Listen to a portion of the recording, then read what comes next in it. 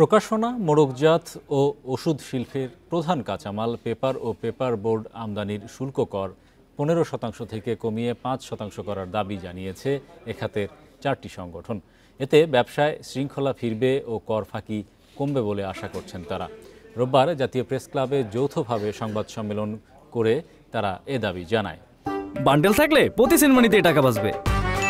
বিকাশ send money bundle কিনে জিতুন প্রতি লেনদেনে। সংগঠনগুলো হলো papers importers association, paper merchant, metropolitan press owners association এবং চট্টগ্রাম কাগজ ও সেলোফিন ব্যবসায়ী গ্রুপ। তারা বলছেন, বর্তমানে আপিল ট্রাইব্যুনালে আয়কর আপিলের জন্য 10% এবং হাইকোর্টে 25% অগ্রিম জমা দিতে হয়। এছাড়া কিছু অসাধু কর্মকর্তা অনৈতিক সুবিধা আদায়ের উদ্দেশ্যে আয়করের ওপর অযাচিত অডিট আপত্তি দেন বলে অভিযোগ করেছেন ব্যবসায়ীরা।